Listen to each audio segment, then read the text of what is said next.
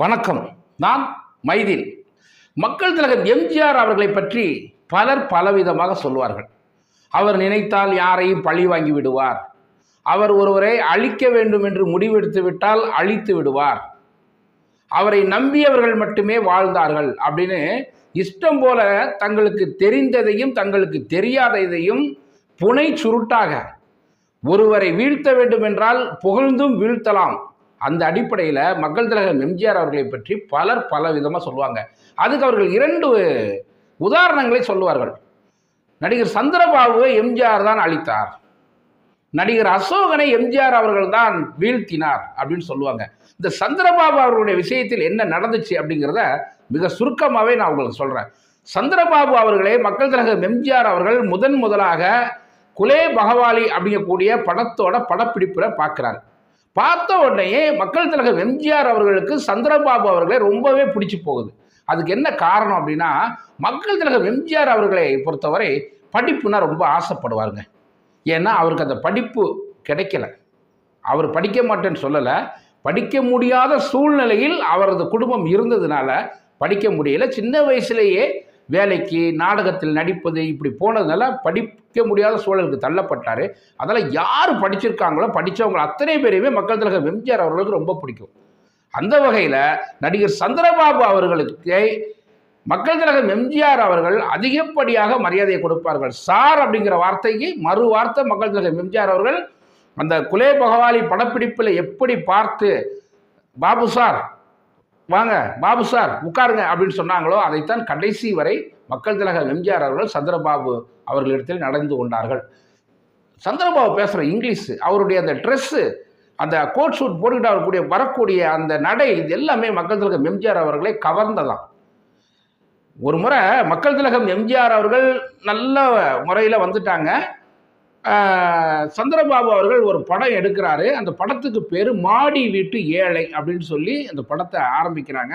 அதில் கதையின் நாயகனாக மக்கள் திலகம் எம்ஜிஆர் அவர்கள் நடிக்கணும், கதாநாயக சாவித்திரி நடிக்கணும் அப்படின்னு முடிவு செஞ்சு அதை தயாரித்து இயக்குவது சந்திரபாபு அப்படின்னு முடிவு எடுத்து மக்கள் திலகம் எம்ஜிஆர் அவர்களிடம் சந்திரபாபு கால் ஷீட் கேட்குறாரு. அப்போவே மக்கள் திலகம் சொல்கிறாங்க, இல்லை நான் நிறைய பிஸியாக இருக்கேன், கண்டிப்பாக உங்களுக்கு எனக்கு கால் ஷீட் தர முடியாது, நீங்கள் வேறு யாரையாவது வச்சு எடுத்துக்கங்க அப்படின்னு சொல்லும்போது சந்திரபாபு அவர்கள் என்ன பண்ணுறாங்கன்னா, இல்லை முடியாது, நீங்கள் தான் எனக்கு கால் ஷீட் தரணும், உங்களை வச்சு தான் நான் எடுக்கணும்னு முடிவு பண்ணிட்டேன் அப்படின்னு சொல்கிறாங்க. வேறு வழி இல்லாமல் மக்கள் திலகம் என்ன சொல்கிறாங்கன்னா, நீங்கள் ரொம்ப பொறுமையாக இருக்கணும், எப்போ எனக்கு தேதி கிடைக்குதோ அப்போ தான் தர முடியும்னு சொல்லும்போது நீங்கள் எப்போ வேணாலும் கொடுங்கன்னு சொல்லிடுறாரு. இப்போ என்ன நடக்கு, படத்தை ஆரம்பிக்கிறாங்க. 2 நாட்கள் 3 நாட்கள் படப்பிடிப்பு நடக்குது. தொடர்ச்சியாக மக்கள் திலகத்தால் கால் ஷீட் கொடுக்க முடியல. அடுத்தது வேறு படங்களில் மக்கள் திலகம் எம்ஜிஆர் அவர்கள் பிஸியாக இருந்ததுனால இந்த படத்தை பற்றின சிந்தையும் அவங்களுக்கு இல்லை. அப்போ ஒரு முறை சந்திரபாபு என்ன பண்ணுறாருன்னா, மக்கள் திலகம் எம்ஜிஆர் அவர்கள்ட்ட டேட்டு கேட்குறாரு. அதுக்கு மக்கள் திலகம் சொல்கிறாங்க, நான் அன்றைக்கே சொன்னேன், நீங்கள் எங்கிட்ட டேட்டு கேட்டிங்கன்னா எனக்காக நீங்கள் காத்திருக்கணும்னு சொன்னேன். 2வது என்னுடைய டேட் எதுவுமே நான் பார்க்குறதில்ல, எங்கள் அண்ணன் தான் பார்க்குறாரு, எங்கள் அண்ணன்ட்ட போய் நீங்கள் போய் கேளுங்க அப்படின்னு சொல்ல இவர் மக்கள் திலகம் எம்ஜிஆர் அவருடைய அண்ணன் சக்கரபாணி அவர்களை போய் பார்க்கும்போது அங்கே ஏதோ ஒரு வாக்குவாதம் வந்துருச்சு. அந்த வாக்குவாதம் எல்லை மீறி போகிற அளவுக்கு வந்துருச்சு. இதில் மக்கள் திலகம் எம்ஜிஆர் அவர்கள் கடுமையாக கோபப்படக்கூடிய அளவுக்கு ஆகி அந்த படம் அதோட மாடி வீட்டு இலை நின்றுச்சுங்க.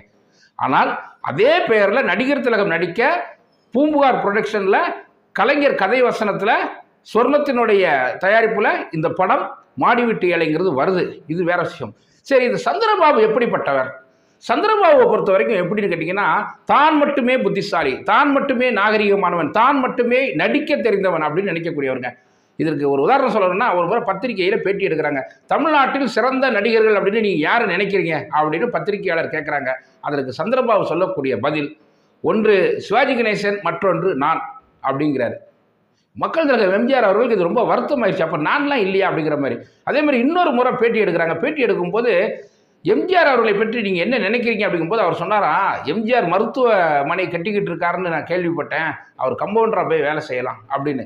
அதாவது ஒருவரை உதாசீனப்படுத்துவது, எந்த இடம் எப்படிலாம் பார்க்கறது கிடையாது, உதாசீனப்படுத்திட வேண்டும். அந்த உதாசீனப்படுத்துவதில் முதல் ஆளாக முக்கியமான ஆளாக சந்திரபாபு அவர்கள் இருந்திருக்கிறார்கள்.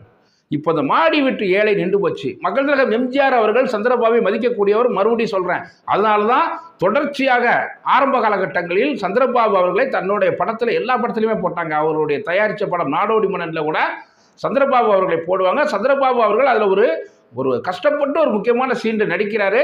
அதாவது இந்த வாயில் வந்து முட்டையெல்லாம் முழுங்கிட்டு கோழி குஞ்சு வெளியில் எடுக்கிற மாதிரி. அப்படி எடுக்கும்போது மக்கள் திலகம் எம்ஜிஆர் அவர்கள் சொன்னாங்களா, இந்த கோழி குஞ்சுலாம் நீங்கள் எடுக்கிற மாதிரிலாம் வேண்டாம், அது வந்து தொண்டையில் கிட்டையில் எதுனா வந்து அந்த கோழி வந்து சிராய்ச்சிரும், புண்ணா போயிடும் அப்படின்னு.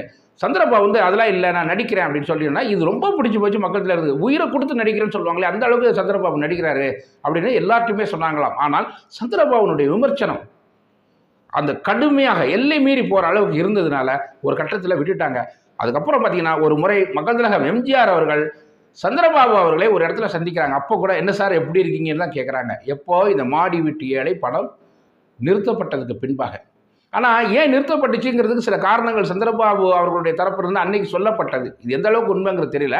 மக்கள் திலகம் எம்ஜிஆர் அவர்கள் அந்த படத்தில் கதாநாயகியா சாவித்திரி அவங்க நடிச்சிருப்பாங்க. சாவித்திரியை மாற்ற சொன்னதாகவும், சாவித்திரி அவர்கள் உடல் பருமனாயிருச்சு, அதனால் நீங்கள் அவரை மாற்றிட்டு வேறு ஹீரோயின் போட்டால் நான் நடிக்கிறேன்னு சொன்ன மாதிரியும், இல்லை முடியாது, சாவித்திரி தான் எனக்கு வந்து இந்த படத்துக்கு வந்து ஃபினான்ஷியலாக சப்போர்ட்டாக இருக்கிறாங்க, அதெல்லாம் நான் அவங்கள வச்சு தான் பண்ணுவேன்னு சந்திரபாபு தரப்பில் சொன்னதாகவும் சொல்லப்படுவது உண்டு. எது உண்மைங்கிறது தெரியாது. ஏன்னா இந்த நம்மளுடைய நாட்டில் பார்த்தீங்கன்னா உண்மையை விட பொய்களே அதிகமாக எல்லா இடங்களிலும் பரவி இருக்கு.